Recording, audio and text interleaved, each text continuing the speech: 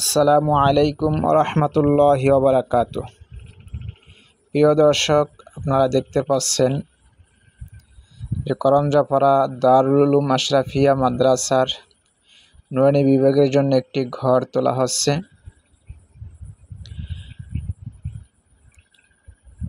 তো এই কাজটি সম্পন্ন করতে প্রায় 2-2.5 লাখ টাকার মতো খরচ হবে। বর্তমানে মাদ্রাসা বেশ কিছু টাকা ঋণও আছে, এর মধ্যেও কাজ চালিয়ে যাইতেছি। যেহেতু নুরানি বিভাগের জন্য কোনো ঘর নেই, খুব কষ্ট করে পড়ানো হইতেছে, পড়ালেখা অনেক ঘাটতি হইতেছে, এই জন্য ঋণ করে হলেও কাজটি করতেছি।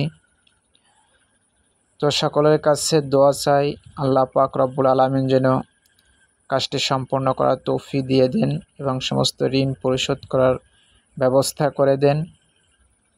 এবং দর্শকের উদ্দেশ্যে একটি কথা বলতে চাই, ভিডিওটা যেন সকলে শেয়ার করে দেয়।